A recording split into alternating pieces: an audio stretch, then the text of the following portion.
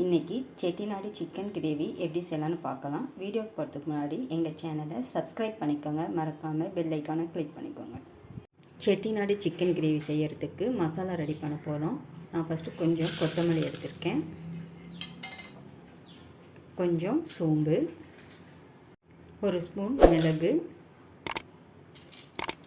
2 பட்டை ஆட் பண்ணிக்கிறேன், கல்பாசி, 2 கிராம்பு, பிரியாணி மசாலா ஆட் பண்ணிக்கிறேன், 3 வரமிளகா. நல்லா வறுத்து அரைச்சி எடுத்துக்கலாம்.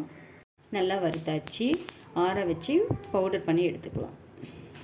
கிரேவி பண்ணுறதுக்கு ஆயில் ஆட் பண்ணிக்கிறேன், பெருங்காயம் ஆட் பண்ணிக்கிறேன், கடுகு கொஞ்சம் ஆட் பண்ணிக்கிறேன்,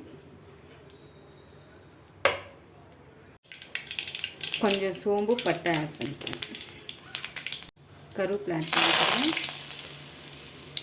வெங்காயம்,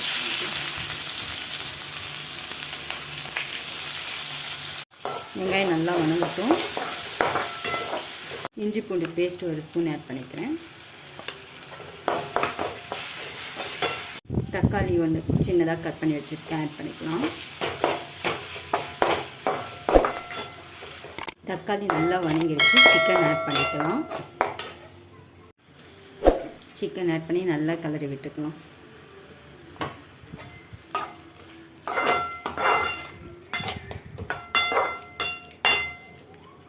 வரமிளகாத்தூள் 1 ஸ்பூன் ஆட் பண்ணிக்கலாம், கொத்தமல்லி தூள் 1 ஸ்பூன் ஆட் பண்ணிக்கலாம், உப்பு கொஞ்சம் ஆட் பண்ணிக்கலாம். நல்லா மிக்ஸ் பண்ணி விட்டுக்கலாம்.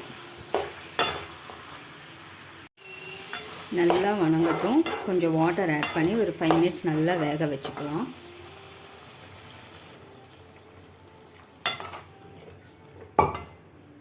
போட்டு மூடி நல்லா வேக வச்சிடலாம்.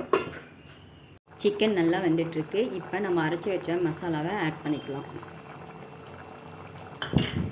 ஆட் பண்ணி நல்லா மிக்ஸ் பண்ணி விட்டுக்கலாம்.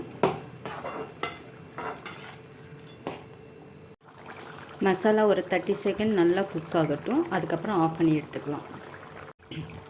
மசாலா நல்லா மிக்ஸ் ஆகி வெந்துருச்சு. இப்போ கொத்தமல்லி தழை தூவி இறக்கிடலாம். சுவையான செட்டிநாடு சிக்கன் கிரேவி ரெடி ஆயிடுச்சு. தேங்க்ஸ் ஃபார் வாட்சிங்.